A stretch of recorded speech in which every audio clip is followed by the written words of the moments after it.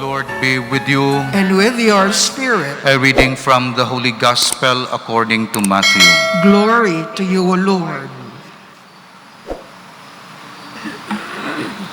A young man approached Jesus and said, "Teacher, what good must I do to gain eternal life?"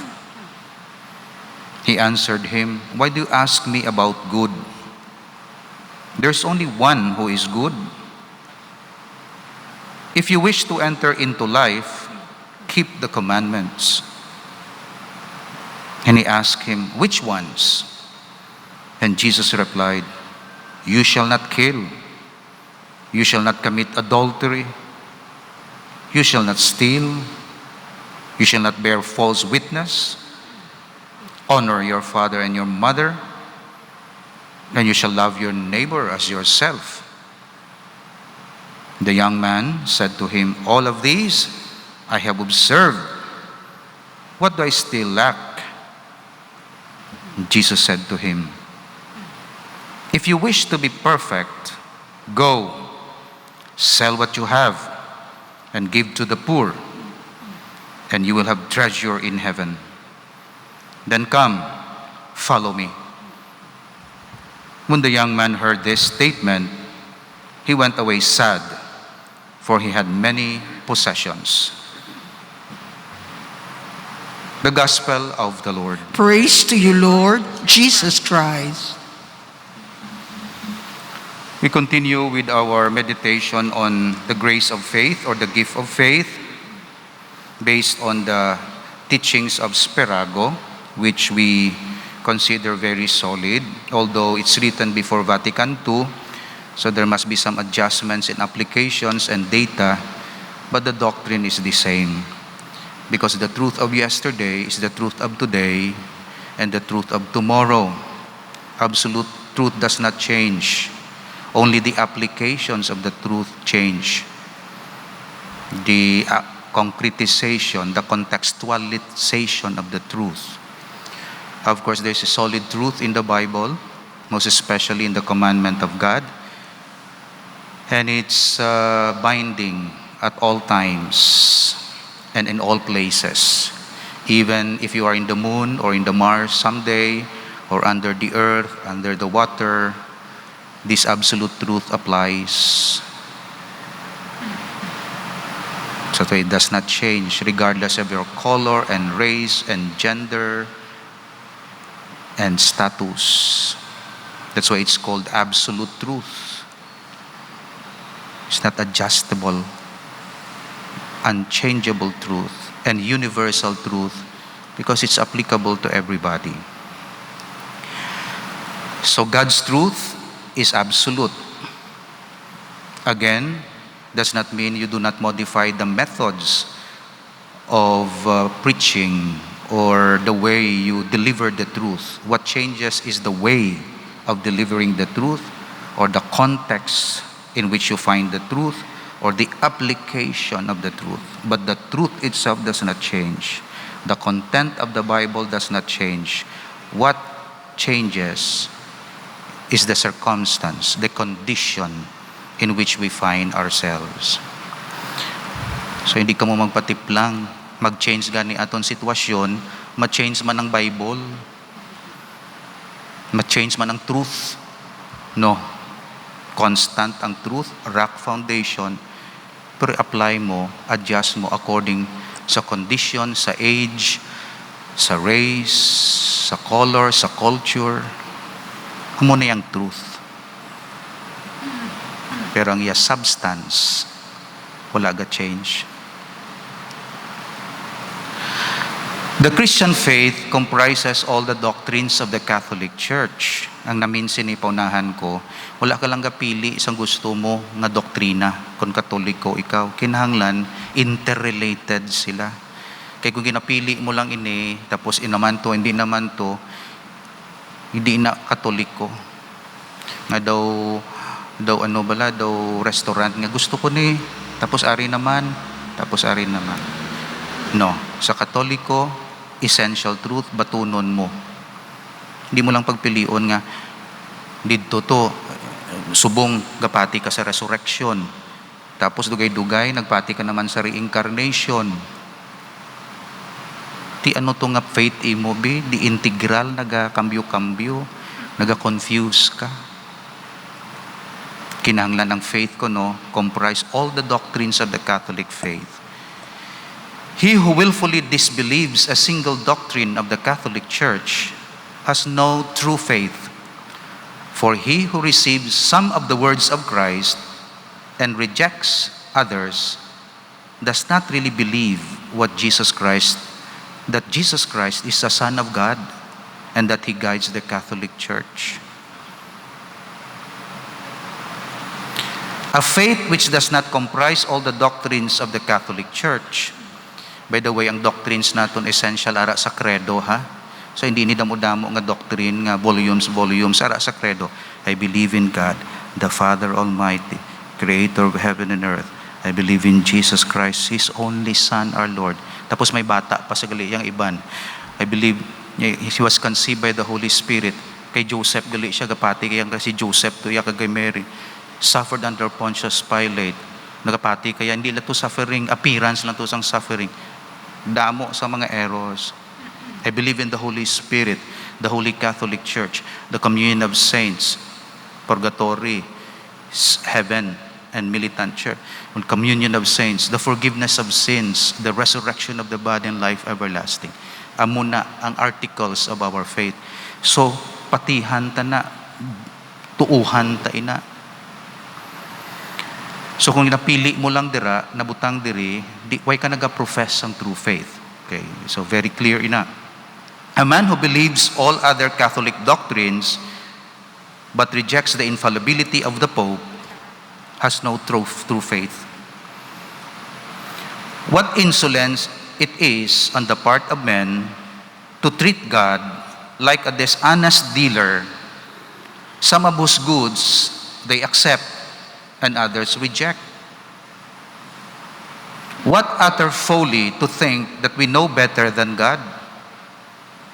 As a bell in which there is one little crack is worthless, as one false note destroys the harmony of the orchestra, as a grain of sand in the eye prevents one from seeing, so the rejection of a single dogma makes faith impossible. He who will fully rejects a single dogma sins against the whole body of the doctrine of the church. Hence, no heretic, if he is so through his own fault, can make the act of faith, even in the existence of God or the divinity of Jesus Christ. Pero kadamo sang Katoliko subong, ginapili lang nila. Tapos ginaklaim nila nga Katoliko sila. Kaya may faith ako. Pero ginapili yan lang. Kung hindi gani mag-correspond sa iya narrative, worse sa iya weakness, hindi siya magpati. Oh. Ang faith, integral. Di pwedeng pilion mo lang isa ka beads ang rosary tapos wala galangot ang tanan nga mga beads dira. Integral ang faith. Explain ko sa inyo so kung ano ini. D, mga D's ini. Kintagaan ko ni mga name nga ka-start sa D.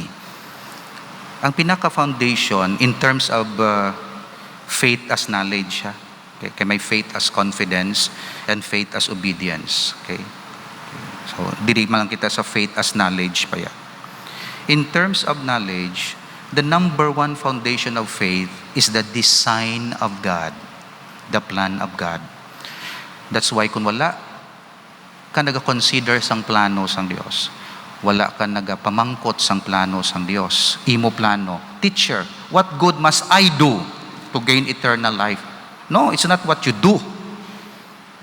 It's God. It's what God is doing in your life. So ang pamangkot siya pangadaan, what good must I do to gain eternal life? Abiya guro malangoy ang pagwam. Hindi, hasta ka lang dira sa Gimaras. kinahanglan mo ang faith, kagang grasya sang Dios. That's why to gain eternal life, you need the grace of God and the faith of God.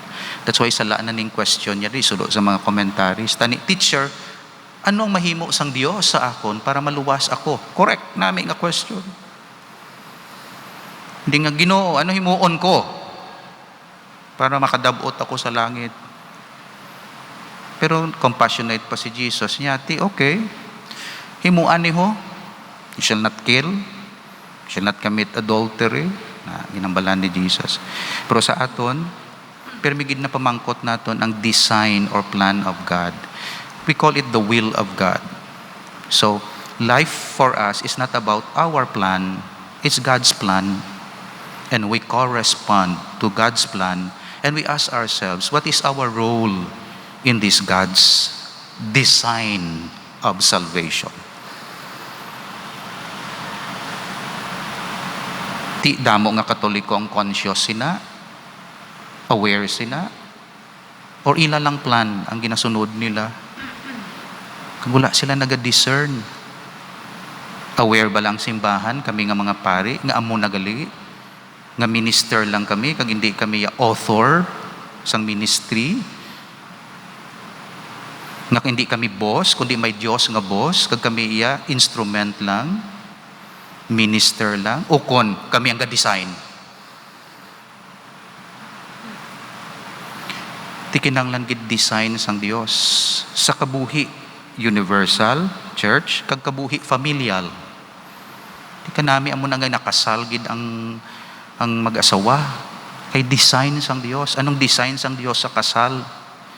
It's not your design. Kung ang design nyo dito ka mo sa sibil, kay inyo na design. Pero kung magsulod ka mo sa simbahan, inyo man design, pero sa idalom sang design sang Dios, sang purpose sang Dios. Tapos ang nakasal na kamo, wala kamo yaga konsulta sang design sang Dios. Kamo yaga design. Pari, wala siya konsulta iya sa design sang Dios, sa plano sang Dios. Iya ya plano. Busla naman sang isa ka pari, iya naman to plano, ti gubae. Kilay naman plano sang pari ang isa mo. Pero kung isa lang ang designer, lain-lain ang worker, di maguba ang plano. Priorities, programs. Kung may nag-guide sa amon, Pope and bishops. So may design ng bishop sa design sang Pope, sa design ni Kristo. That's why may mga design kita, may mga rules kita sa mga choir, lectors. Di kanya kapag gusto nga imo design. Sa liturgy, hindi na yung pagustuhanay. Hindi na imo mo. Yan na isang simbahan. Member ka da, manong kanta ka da, hindi kaya designer. That's why we have the ordo. Hindi ako kapag gusto siniho nga green subong, himuon ko nga pula. Mga gagmay-gagmay nga bagay, naghahambal sa aton, nga may bigger design sa simbahan. So muna, primero gin. Abos, ang design sang Dios mabasa sa Bible. That's why Bible ang foundation and tradition. Sunod sa design, dogma. Kung amuning design sang Dios, i-discern ina sang magisterium ang mga essential doctrine nga dapat patihan sang Katoliko, regardless na intindihan mo o wala, acquainted ka o wala. Basta may nag-guide sa imo, patihan mo niho nga isa ang Dios, tatlong persona Ti-explain, hindi pa na ma-explain, pero amon ni ang foundation, ginadogmatize ina. Karon kun man sig interpret sang design, kag wala sang naga-support nga mga dogma and official teachings of the church, di kita magintindihanay. Thanks be to God, kay may magisterium nga naga-define sang dogma, meaning official teaching. Ang credo na, dogma na. Pope na kag bishop sa naga-define sang dogma. Pagkatapos sang dogma, doctrine. Doktrina na, mga theologians na. Katuluon na sa Bible, Mariology, Christology, Eschatology, kag kung ano pa, experts na sila. Theology, systematic theology, based sa dogma, nga based sa design ng Diyos. So that's why may mga doctrines. Ang doctrine niya, ti, hilway kasi na iya. Amo na akong kaisa, may wrong doctrine kay ti. Hilway ang mga theologians mo. May theologians ga support sa LGBT. May mga theologians ga support sa abortion. Kag i-justify nila, kag i-research nila, kag ang thesis nila. May mga theologians nga pro optional celibacy. Kay mga doctrine. Sa doctrine, ginatanaw na sang magisterium kung sakto imo doctrine. Kung hindi sakto imo doctrine, koreksyonan ka, reprimand ka. Kung tig-agid ulo mo, nga theologian ka, excommunicate ka. Manang doctrine. Sunod sa doctrine, inyo na natawagin na nga devotions.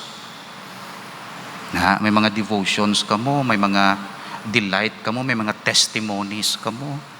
Pero hindi ka mag-separate sa design, kag hindi ka mag-separate sa dogma, kag hindi ka mag-separate sa sound doctrine. Nga dito ka imo yan, naghimo ka to imo yan, sang imo ito yan nga doktrina, naghimo ka to yan sang imo dogma, separate diri. That's why ang laiko, devotions, delight, panawag ko na, delight, testimony sa design sang Dios, sa dogma sang simbahan, sa doctrine sa mga theologians.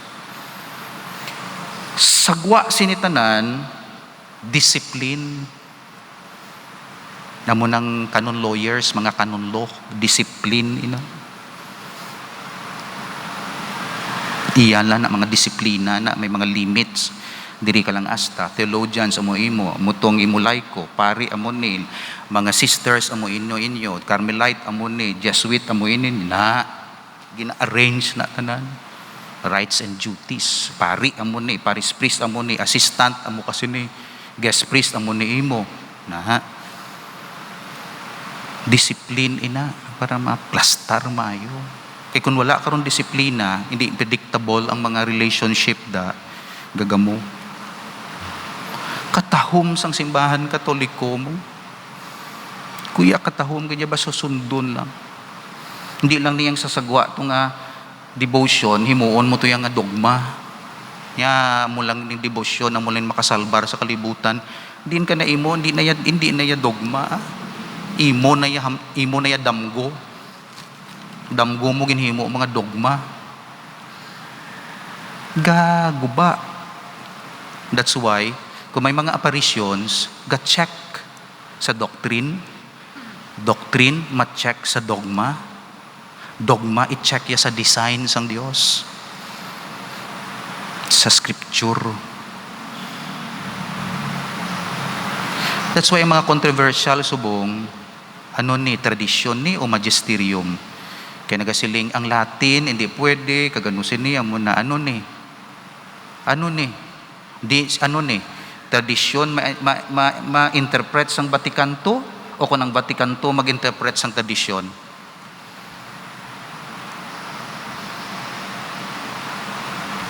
Anong una? Of course, tradisyon. Pero ang tradisyon, tradisyon ni Latin, interpretahon sa Vatican II o kung Vatican II nga doctrine, interpretahon sang una nga tradisyon. Sabat naton, scripture, balik sa scripture, tradition, magisterium, Vatican II, scripture, design sa Diyos. Ang problema, tradisyon naga-impose nga daw wala man ga-accept sang Vatican II magisterium. Kagang Vatican II magisterium ga-impose man nga ginadiscredit ang tradisyon, mga extremes. Salamat kay may scripture. Gabalik dayon sa scripture. Kung scripture naman versus tradisyon, magisterium ang ma-intervene. Magisterium naman versus tradisyon, scripture ma-intervene. Scripture versus magisterium, tradisyon naman ang ma-intervene. Tatlugin na. That's why, sa aton, thank you, Lord. Amon pagtuo, base sa imo design, pero vague daw, tama, di namon ma-discern, indogmatize, mahal nga birhen, immaculate conception. Design mo mong motherhood of Mary, kay ti mang san mo, mahimo nga na tao. Na dogma, assumption, resurrection of the body na, kag reward, hope. Thank you, Lord. May mga dogma, gagard sinang scripture. Kagang dogma, sinumalang ka intindigid sang dogma, ang mga dalom-dalom na tinunan. Thank you kay may mga doctrine sa sermon, sa parish priest, sa theologians, kung sino nga mga writers, orthodox, kag faithful nga mga writers sa church. Doctrine gahapos. Kag thank you Lord sa doctrine nga ni, nasuportaran ini sa mga testimonies sa mga laiko, ila devotions. Pero hindi kami magwa sa limit, kay may discipline nga ginaobrang simbahan. Kag klaro ina sa canon law, sundon namon. So kung may pagtuo ka sa sulod sang Katoliko, kag hindi tanan nga mga doktrina mo parehong ila weight, kag hindi tanan nga mga tao may palihong authorities,